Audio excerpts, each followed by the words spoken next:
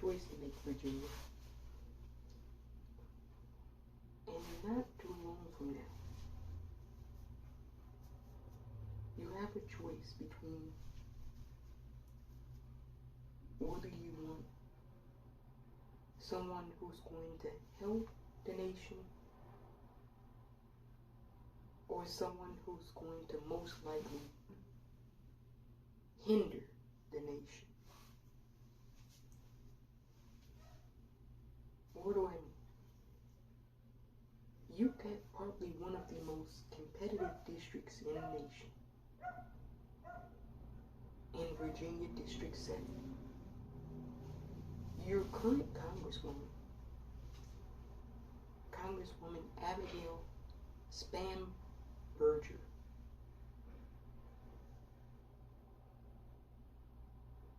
she's seeking her third term. Now keep that in mind. She's only served 4 years.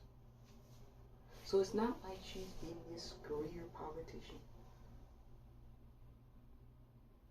And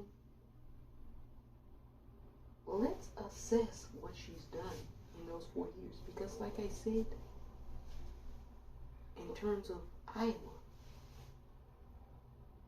when you're thinking about re-electing someone, have they done a good job? And whilst I don't agree with Congresswoman Spanberger on everything, I will say that she's done a superb job as being a really, really superb legislator. Now, does she run throughout the Capitol building hallways, chasing after her colleagues, pounding on their doors, harassing them? No. Does she tell Islamophobic jokes about being concerned to get into an elevator because her colleague happens to be a practicing Muslim? No, she doesn't do any of that. I tell you what she does do. She works to build and find consensus among disparate groups and individuals. Well, look, let me put it to you this way. Congresswoman Spanberger did something that the Senate could not do. Now, this is really rare. And I think she ought to talk about this on the campaign trail.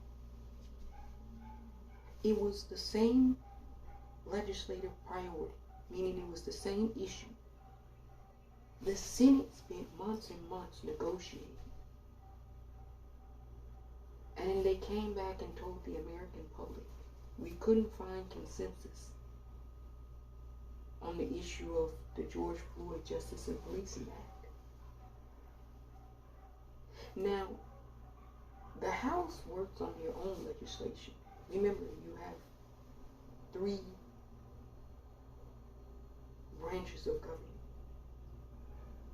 The House works on its own legislation. And Congresswoman Spanberger was instrumental in working with the Congressional Black Caucus and the Progressive Caucus. Now, both of those caucuses wanted something about this wide apart. You can't even see my arms anymore in the legislation. And Congresswoman Abigail Spanberger was able to work tirelessly negotiating the criminal justice reform package to the point where it didn't look like it was going to get passed, the legislation out of the House. But it did. Now,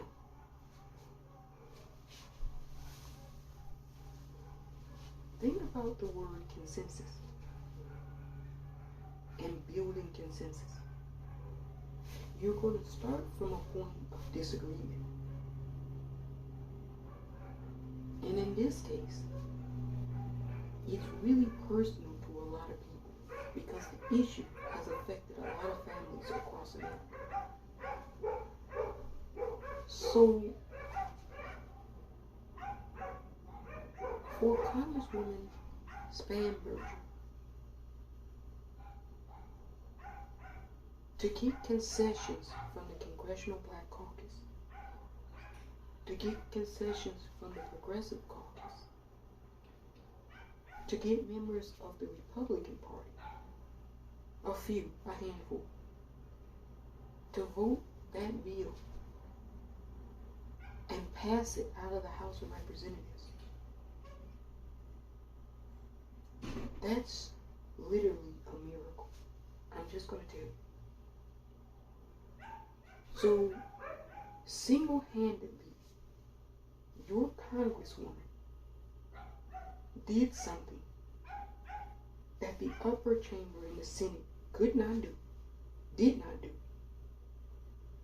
Did something that the White House has been trying to encourage both chambers to do.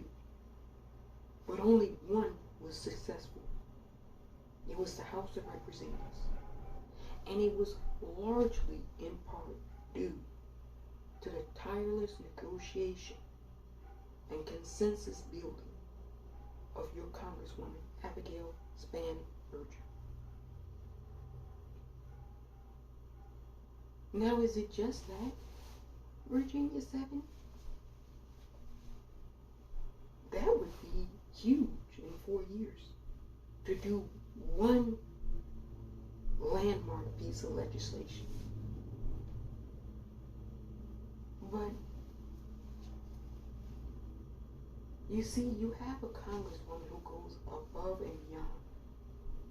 And I really want to make that clear. We don't really share a lot of policy positions together. We don't. I'm not as moderate as your congresswoman. But I can appreciate someone who, one, gets the job done, two, wants to do the job, and three, works tirelessly, harder than most people, to actually really do the job of legislating. You know, we think of passing bills and creating bills as something that's easy. They say crafting legislation is like making sausage.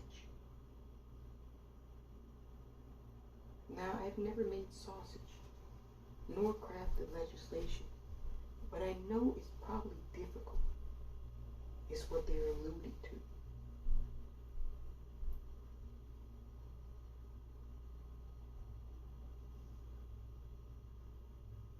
You know, nobody was talking about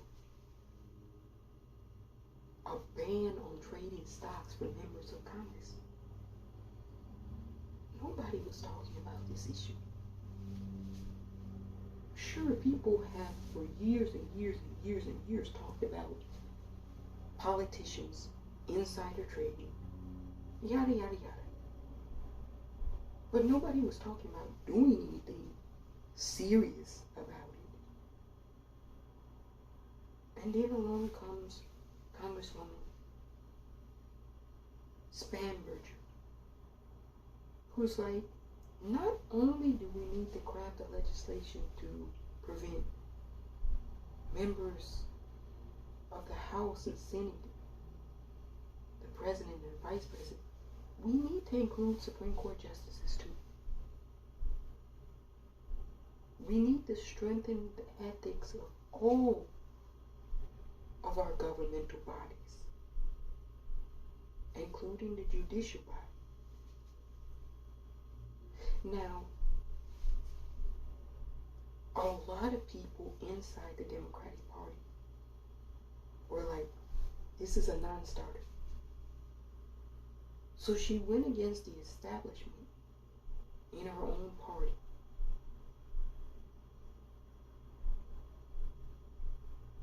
Let me tell you the difference between leadership, the type of leadership you currently have, and the type of leadership you might potentially get if we don't all do the right thing. Congresswoman Spanberger disagreed passionately with the House Speaker, Nancy Pelosi, about this issue. To the point we know they both disagree. Now, did the Speaker of the House, Nancy Pelosi, strip her of her committees? No, she didn't. They have a legislative and policy disagreement, which is natural. You're supposed to have that. The Republican Party doesn't currently have that at the moment because they're operating as a cult,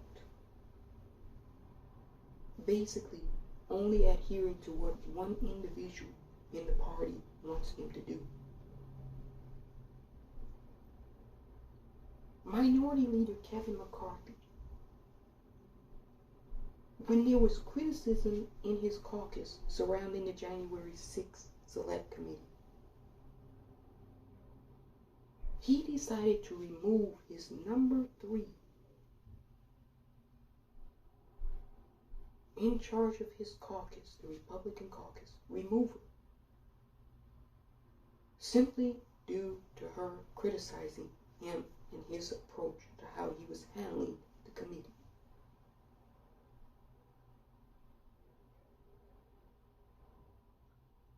Now see, a real leader can take criticism,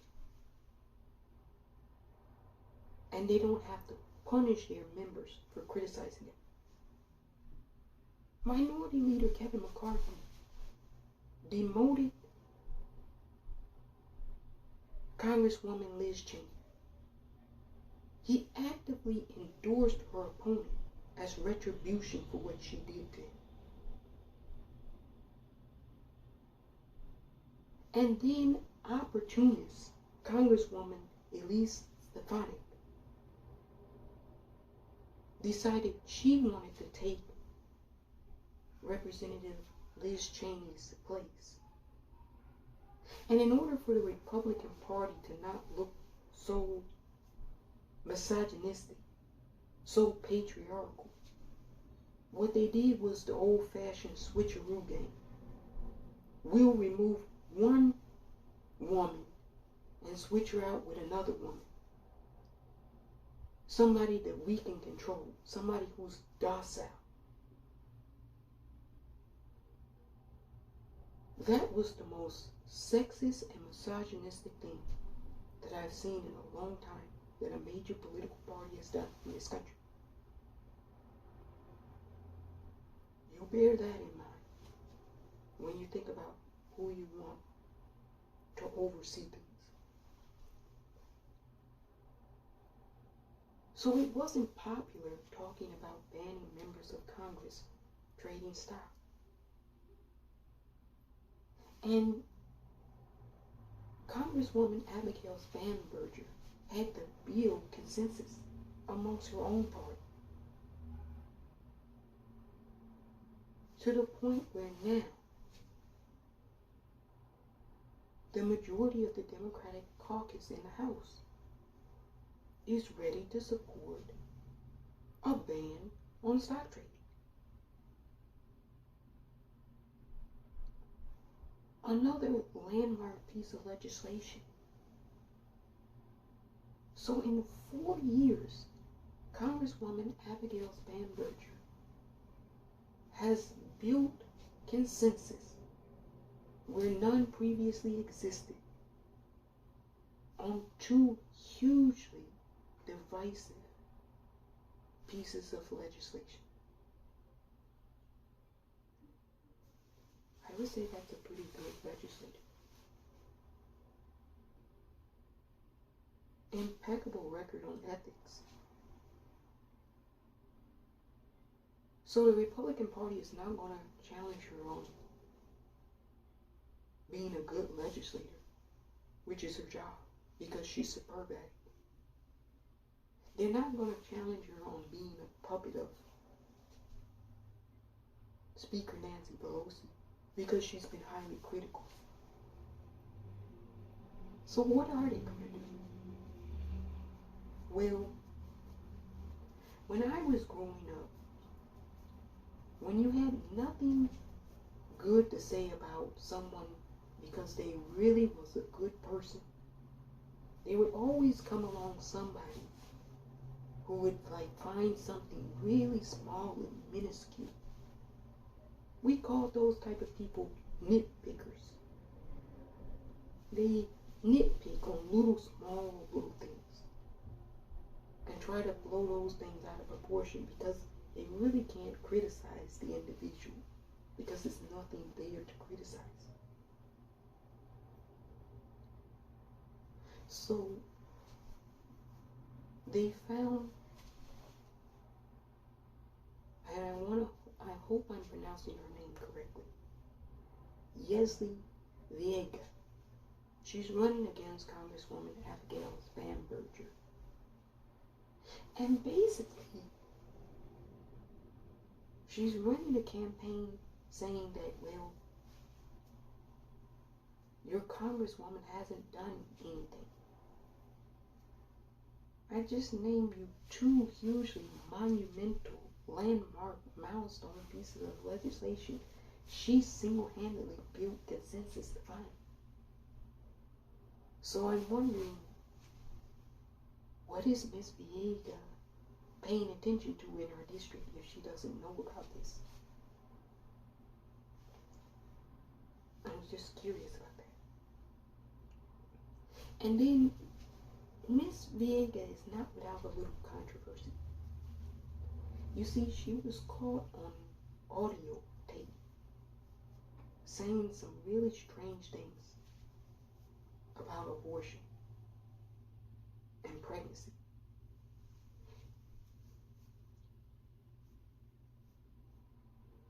I'm paraphrasing here, but she was minimizing women who have abortions because of rape. She tried to pretend as though women don't get pregnant after rape. Now she's walked that comment back and said that she didn't make those comments. But Axios has the audio. So you should go and listen to the audio of Miss Viega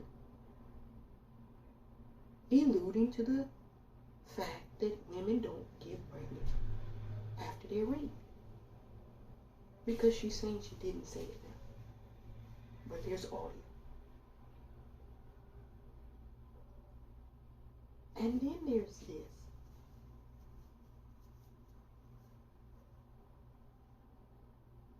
Is Miss Viega going to be a help or a hinder?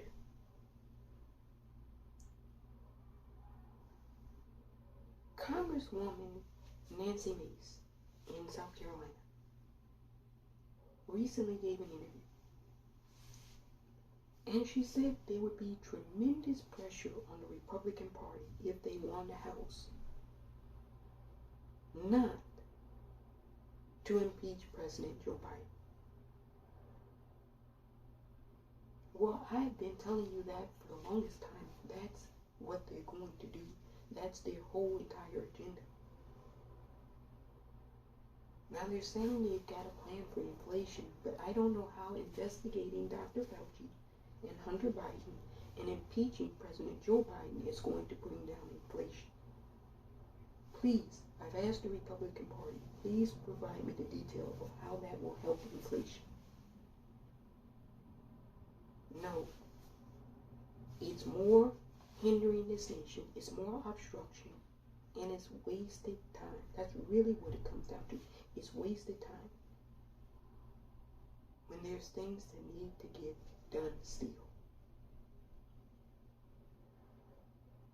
And if anything has gotten done these past 2 years, it wasn't because the Republican Party wanted them to get done or was a part of getting them done. Not at all. If things got done, it was because one party got them done. And a lot of those things that were really difficult to get done, Congresswoman Abigail Spanberger worked tirelessly to build consensus to get them done. Now, I don't know about you, but if somebody's doing a superb job, do you generally want to fire them? You have probably the most ethical,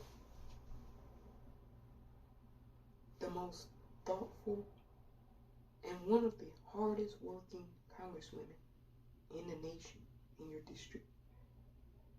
Do you really want to replace that with someone who is going to hinder our progress? Because that's what she's going to do. Let's be clear.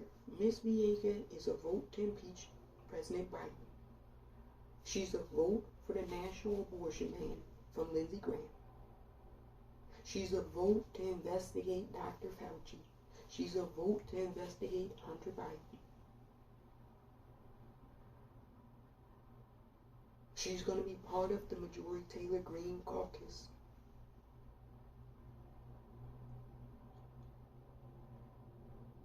All of that added together is a hindrance right now.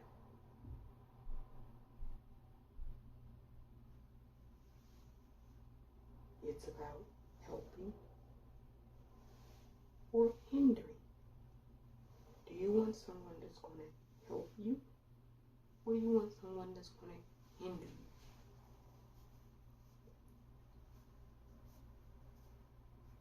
I think District 7 wants help. They don't want a hindrance. Like I said at the onset, I don't necessarily agree with every position of Congresswoman Abigail Spanberger. I don't. But I don't have to agree with everyone on everything to tell the truth and to tell you that she's doing a superb and excellent job. She's holding people accountable. People in her own party, people in the opposition party. That's what you want. A superb legislator. We don't need to remove those type of people. We need to add more of those type of people.